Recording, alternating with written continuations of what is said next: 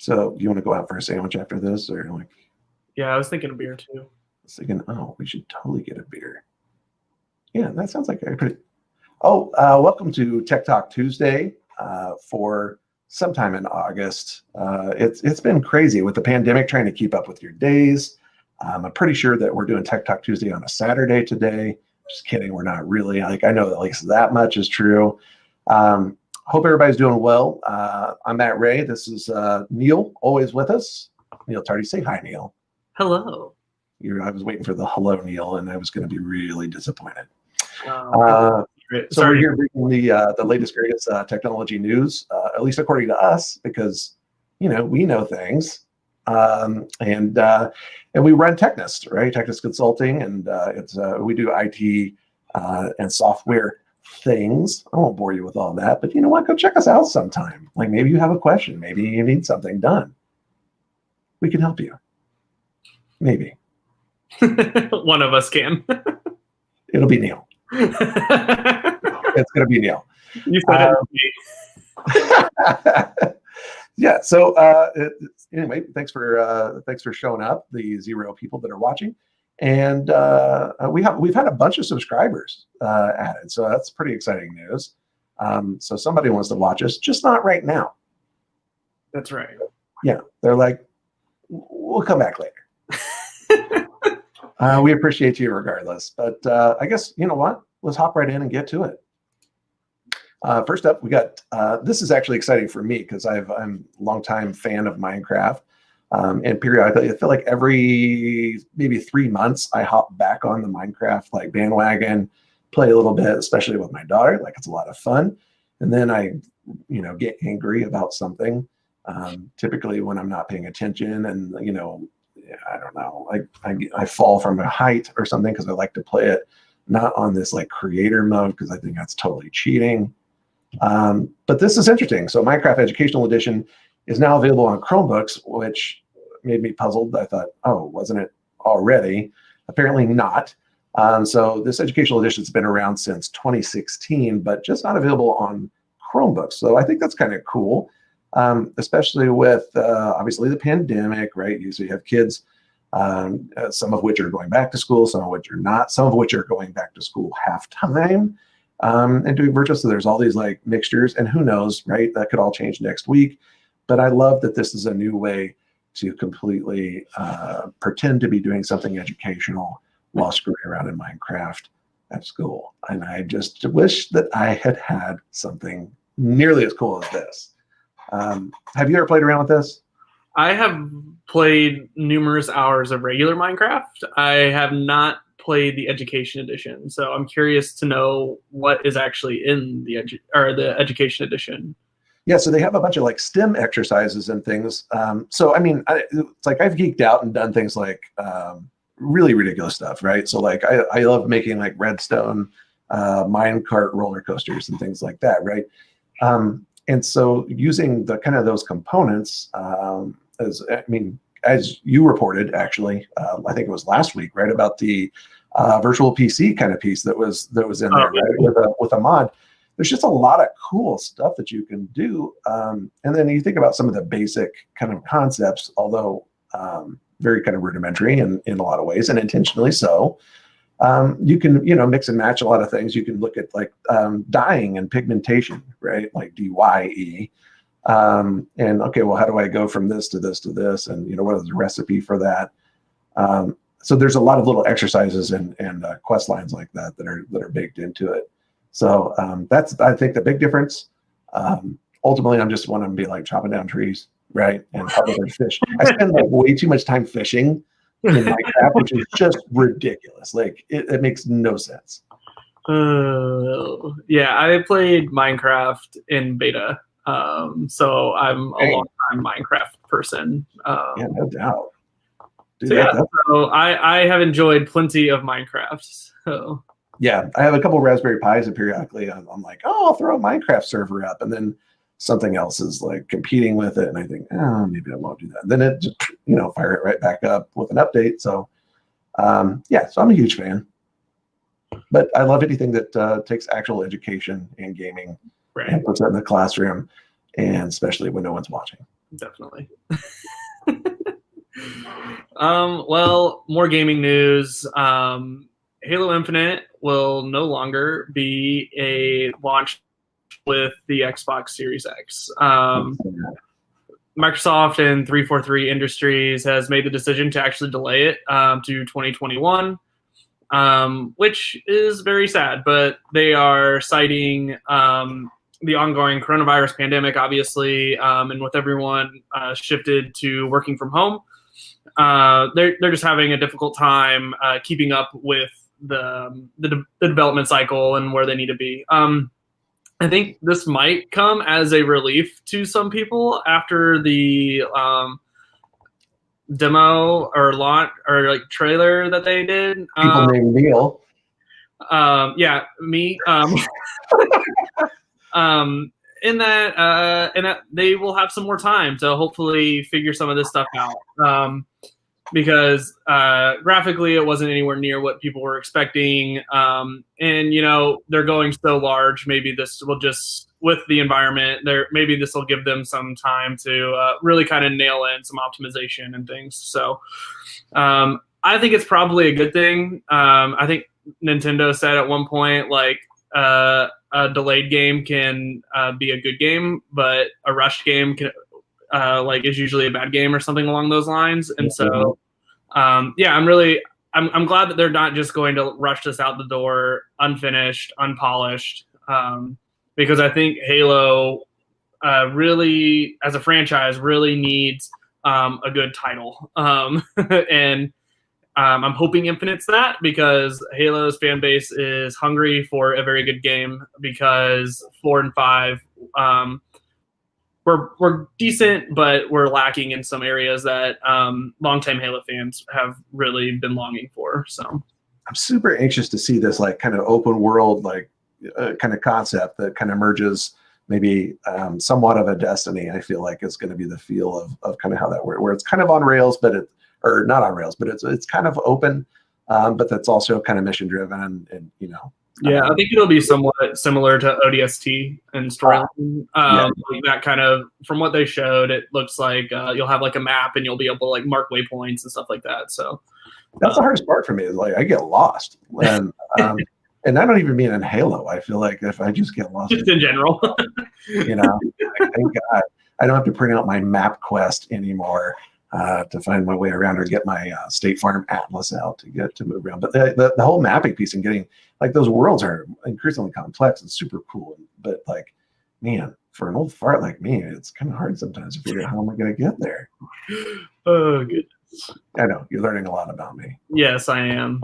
And by that I mean you're remembering a lot about me, because you already knew all of this. That's true. Yeah, I'm super excited about Halo, and I hope they take time and get it right, because I'm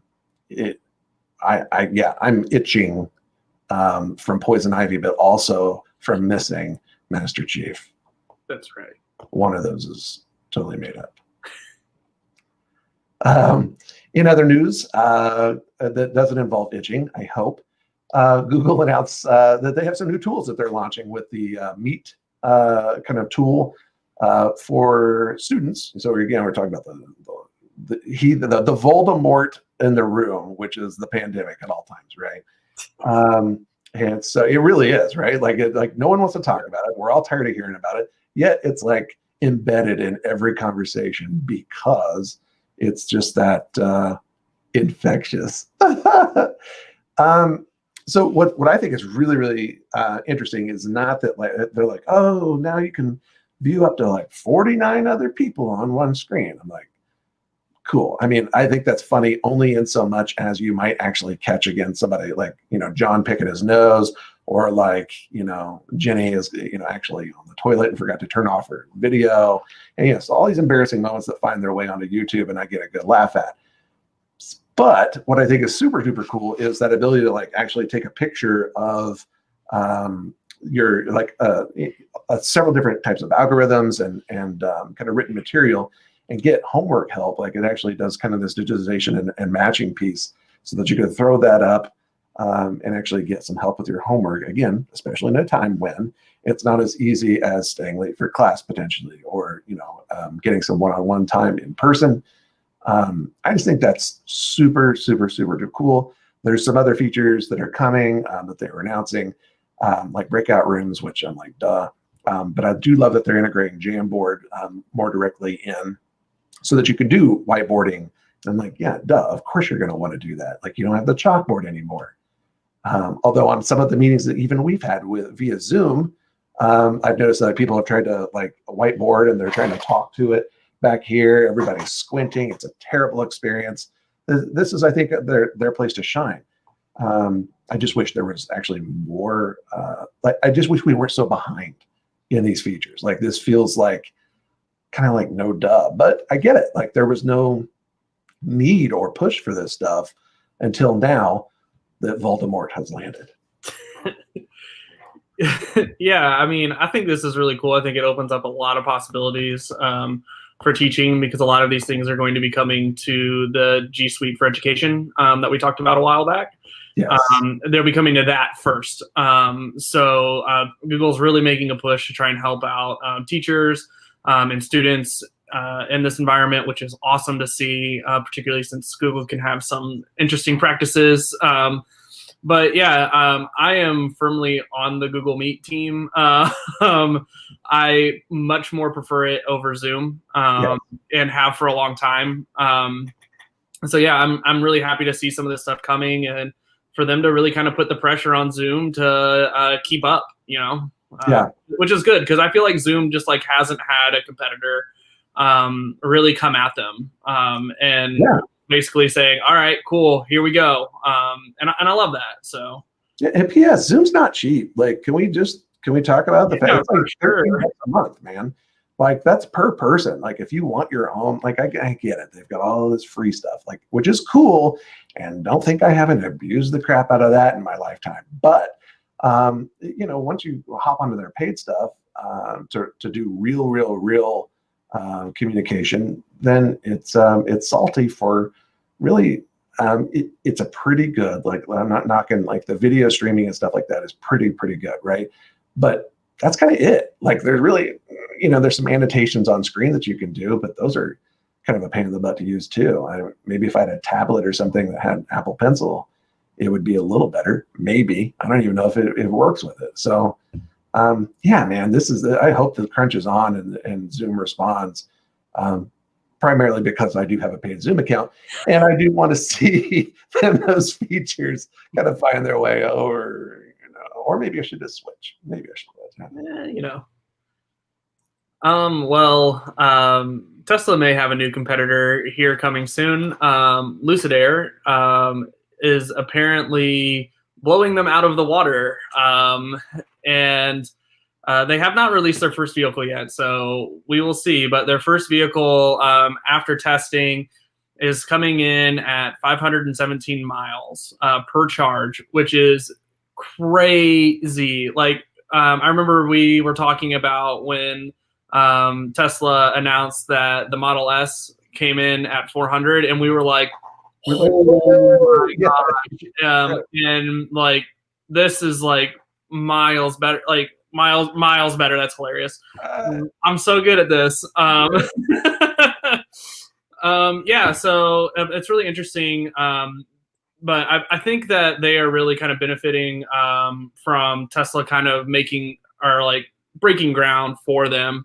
And so it's a lot easier when you're not the person kind of coming up with the technology. I think this article says in 2012, the Model S first arrived with 265 miles per charge, which is still crazy, which is still really good. But yeah, I mean, we're almost double that now. So yeah, I mean, it's really cool to see. And, just, I can't believe that we're getting to the point where we're talking about like, okay, you can probably go farther on an electric charge than you can on like a gas tank, which is just really cool. An interesting note, Tesla uses a 400 volt, or uses a 400 volt battery system, and Lucid is actually going to be using a 900 volt. So that's probably where they're getting some of it. But they're also, everything's in-house for them as well, just like it is at Tesla. So yeah, so they're keeping everything in-house. The 0 to 60 is still like 2.5 seconds, which is still crazy to me. I can't believe electric cars can just go that fast, that quickly. I mean, I get how it works, but still. Yeah, I think it's amazing. Like, again, Tesla owner, and you might think that I would poo-poo this. No, I think again, much like the Google Meet and the Zoom discussion, I think anything that kind of raises the bar and helps this technology take off and find itself into the widest adoption, that's a win for humanity. And I know that sounds really trite, but I mean that. My Model 3, I think, goes like 230 to 250 miles on a full charge if you do the trip charge, but which is great. Again, that's bananas. You're right, but like, holy crap, to like double that on a single charge, especially when the price point looked like the kind of baseline price was coming in at around 60,000. Yeah, I mean, that's pretty salty. Like, it is. But you compare that maybe with things like the Chevy Volt, which is oh yeah, sure, which I've always said should have come under the Cadillac name because it's super, super salty. You don't get really a lot of electric charge, but it's actually a hybrid, right? Like, so you're really still relying on that gas. And so I just like when you start to look at those price points, it's like, dang, I don't know. I mean, it'd be interesting. I haven't looked anything to see like what's the inside of this potentially look like. I know they showed this off at one of the auto shows, so I need to go back and take a look at some of that. But I think regardless, it's something to get excited about. Yeah, for sure. And it looks like September 9th is when they will actually be unveiling everything. So for this car, so we'll be able to see it and we'll know more about it. But yeah, I mean, this is exciting. I really hope that Tesla can actually have like a large competitor, because I know there's several other like smaller companies trying to compete, but Tesla kind of has the market cornered right now. And you know, competition makes everybody better. So It does. Yeah. So yeah, so let's hope we can see that. Yeah, no doubt. And so it's good that this will be out before the next Halo. Don't tease me like that. And with that, we will talk to you guys next time. Thank you for joining us on this edition of Tech Talk Tuesday. We are live every Tuesday at 7 p.m. Eastern. So join us live, please. But if you don't want to join us live and you want to watch us later, just go ahead and subscribe to the channel, and you can find all of our videos of all of the previous weeks. Yeah, so if you can't watch on Tuesdays, watch it on Wednesday, Thursday, Friday. Wait, what about Saturday? Yes. Also, if you want to keep up to date on some of the things that we're keeping an eye on for Technus Consulting, such as like technologies and things that we work with, go ahead and give us a follow on Facebook, Twitter, or Instagram. We post on all of those social media platforms on our thoughts on the current happenings with different frameworks, technologies like Salesforce and like Angular, for example, are two things that we work with a lot. So yeah, if you want to keep up to date on those things, give us a follow. And with that, we'll see you next Tuesday. Will we actually see them next Tuesday? Well, I'll see you next Tuesday. Okay. Well, I've apologized for that, Neal. Thank you. I needed that.